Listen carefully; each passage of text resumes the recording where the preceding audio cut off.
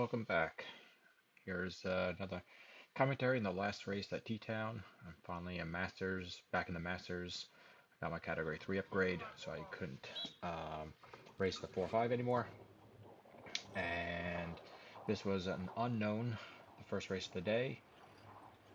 Um, we uh, we had a weird field because they had to combine some of the Masters, so this was basically a 35 to 59, I think. And there were definitely a bunch of people I had never raced with before. So there's definitely a little bit of um, a little learning curve in here. Um, so as usual, my preferred position is to be up here, up high on the along the rail or boards, and just in case someone tries to attack, I can have some momentum. I dropped down to about a 95 gear inch, I believe, for this race. I would have a little less top end, but I could spin up a little bit quicker. And right away, we already have people starting to motor on the front. My teammate Brian is in this race, so I was not going to help with the chase. He was on the front, if I recall, here. And here he pulls off, and I'm just trailing on the back of people, and everyone else, I think, starts. Oh, no, I guess they were still pulling relatively hard. Um, but being an unknown race, you don't know how many laps you're going to have to go. It could be 2, it could be 7, it could be 20. You just don't know. So I was not really keen on doing a whole lot of work early on. Um, and generally speaking, at T-Town, they usually range around 7 laps, give or take, but you can never be too sure. So I'm just trying to stay with the pack, keep it easy, um, and just see kind of how things play out. Here to my right or left is Brian, my teammate. He's trying to move up on the inside. And as I said, if he was going to attack, I was going to go with him. I was going to let the people chase. And I know you're not supposed to do team tactics like in the road on the track, but on the other hand, if my teammate is attacking off the front, uh, I'm not gonna block anybody, but I'm not gonna chase either. I'm not gonna chase hard. If I have it up on the front, I'll take a few pedal strokes at the pace, and then I'll pull off and let other people do the chasing. It's not. But so I figure that we have one guy in here, TC, who's pretty strong, and he's got I think he had 103 gear inch, and he can spin that up really quick. So I felt one of the bigger threats in here. And as you'll see later on, he ended up being the threat to monitor. Um, Again, I get to the front. I'm still early in the race, and I just don't want to do the work. So I'm kind of letting everyone else. There's my teammate. He's attacking when everyone's kind of sitting up. So again, I'm just sitting in, getting on the back of the train. And there's TC with number 11 to my right. I'm passing right now.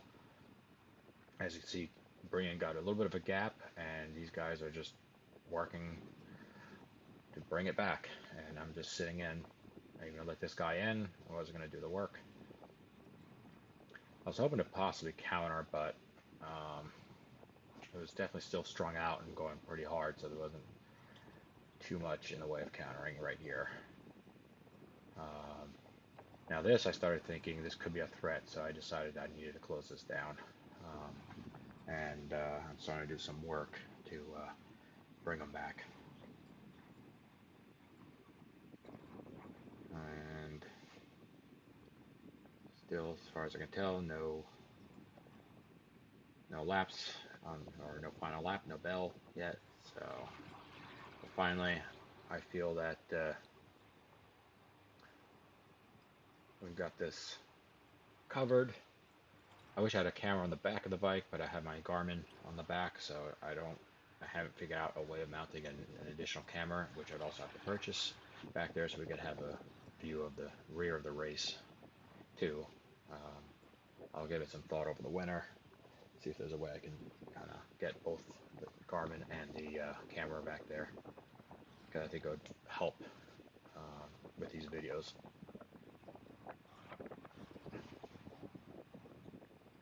So I believe here, yeah, this is, we're going to go into the bell lap. TC goes, I see it, and my teammate is going too.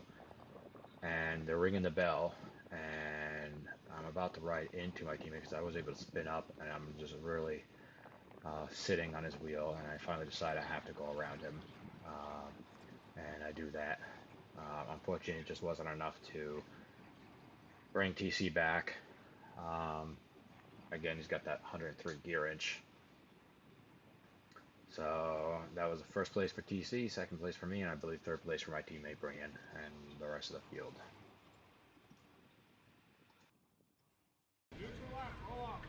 All right, so here we have the second race, second flight, and it's a 15 lap or 5 kilometer preem race. So they're going to ring a bell for preem throughout the whole race. I didn't quite do as well in here, and you'll see the moment that I kind of got a little annoyed about. Again, this is our neutral lap, and as we form up, I think we're all taking it relatively easy,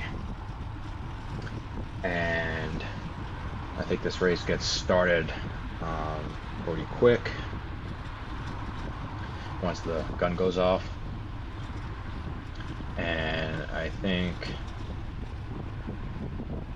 it's been a while since we did this race, so I have to kind of remember it as we go along. It's just been sitting in my queue to get these videos done. Unfortunately, I've been busy. Yeah, the gun goes off, and right away, I think they rang a bell right away too, and there's already a strong pull to go. I'm thinking 15 laps. I'm not going to wreck myself on the first lap, so let me just try and sit in here. Unfortunately, gaps are opening, and some hope is that once they get their preem, they're going to slow up a little bit. We can try and close it back down again. Coming around onto my teammate's wheel, he starts to realize too that we need to get back up to that front group. So, so we're working our way up there.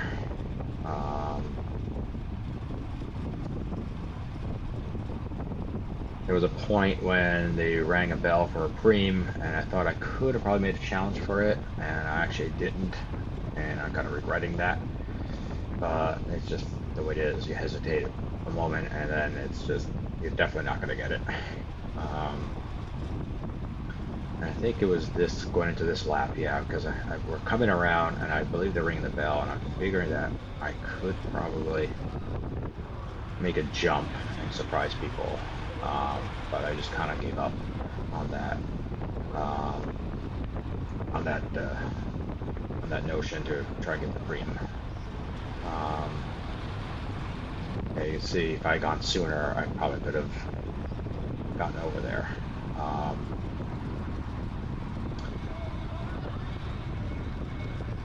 Now here, I'm trying to get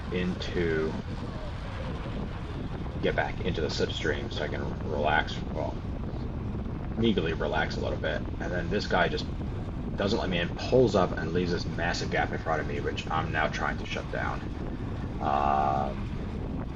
And that just ended up putting me in no man's land as I'm chasing that group. I look back and I've opened a gap with the people behind me, and I'm really working to try and bring them back. As you can see, they're already attacking again before I can get on.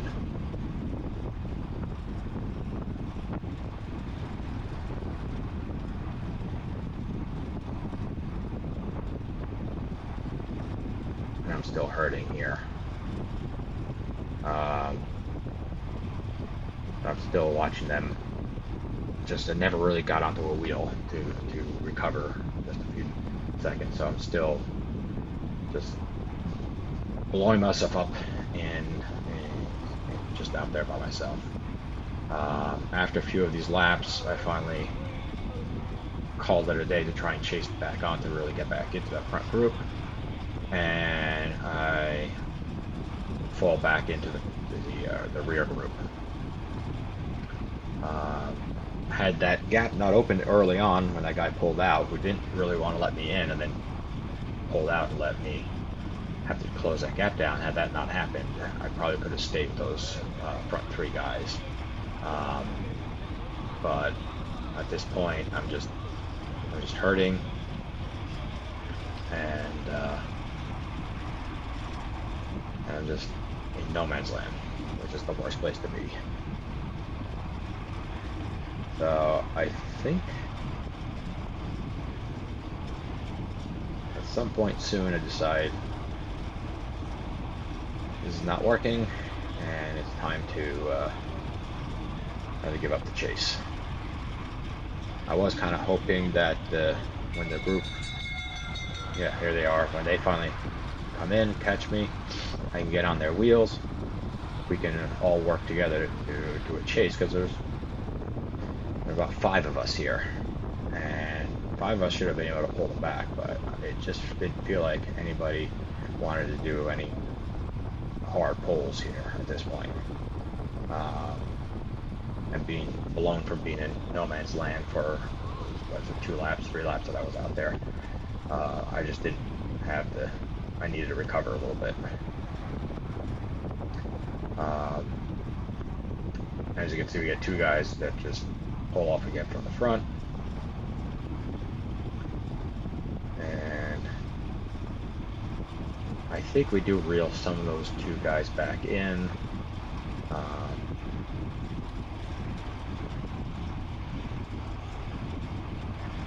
But I'm not going to be able to do it myself, so here, yeah, I just go up track, let these guys come through, and just get right back on their wheel. And the 3 of us start working together. I was hoping for a little more speed in there, but beggars can't be choosy.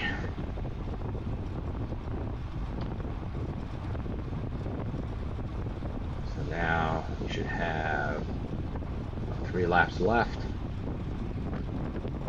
Just about 1 kilometer.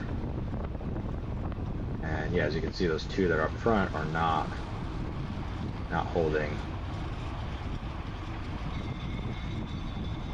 strong pace, so yeah, we do come around, we will pick them back up again.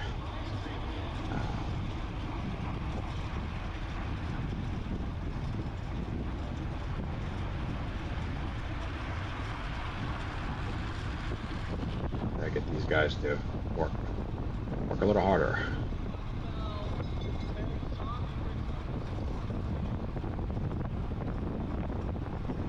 I guess we don't bring them back. I thought we did at some point. But yeah, here this guy goes, and I think we have our last lap here. Let's see. Yeah, last lap. So I'm definitely trying to make this count.